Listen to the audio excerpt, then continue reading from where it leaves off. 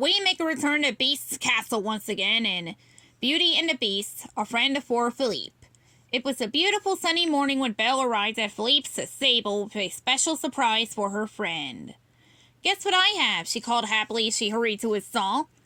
"The first carrots of the season, Phillipe. I picked them just for you."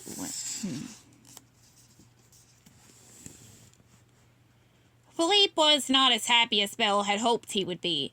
He sniffed at the bunch of carrots, but when Belle offered him one, Phillipe gently butted her hand away. "Is there something wrong?" Belle asked, alarmed. Phillipe was always hungry. Phillipe hung his head aside a little sigh. "There is something wrong, all right," Belle thought. Phillipe was the gloomiest horse that she had ever seen. Belle decided that she simply had to cheer up Phillipe. But how?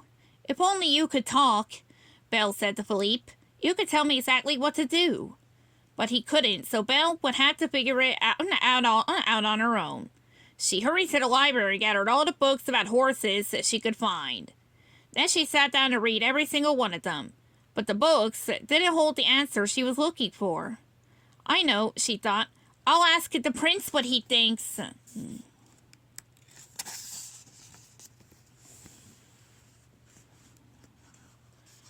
She found the prince in his study and explained everything to him.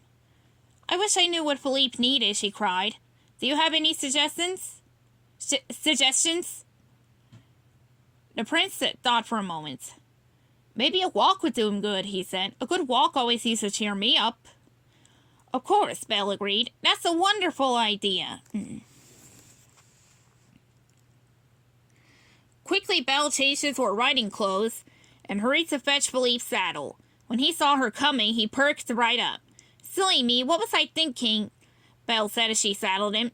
"You'd really like a nice walk, wouldn't you?"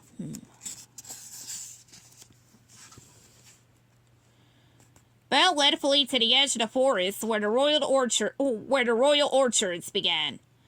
The sight of all the delicious fruit gave Belle an idea. "Would you like an apple?" Belle asked.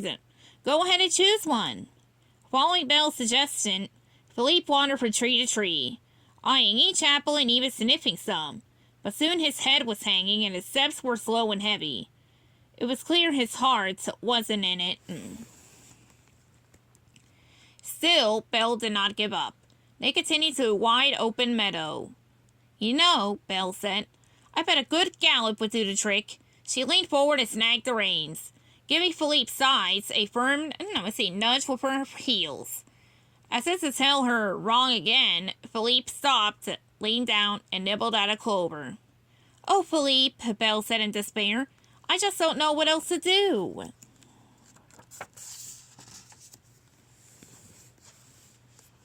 Then all of a sudden, Phillipe's ears pricked up, and his head snapped to attention.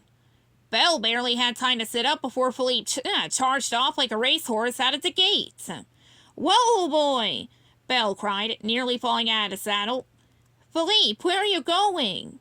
But Phillipe just charged on, straight into the forest. At last they emerged from the trees into a clearing filled with beautiful wild horses. Now, Belle and Phillipe stared at the herd before them. Then Phillipe whinnied and several of the wild horses answered him. Finally, Belle realized what Phillipe had wanted. It wasn't an apple or a run. He wanted to be with other horses.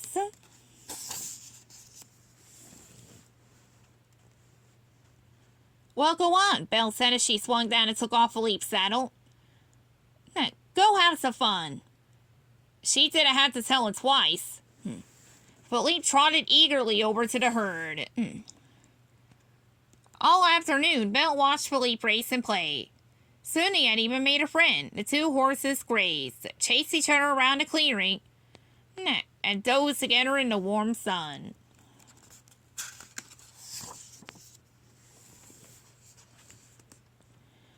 All too quickly, the day was over and the sun began to set.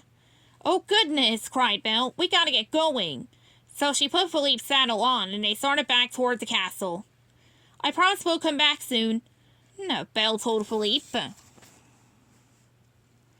As they made their way through the meadow, Belle found herself wishing Phillipe had a horse branded to castle.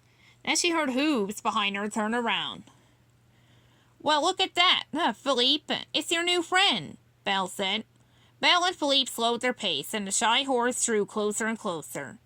By the time they reached the castle, the two horses were walking side by side.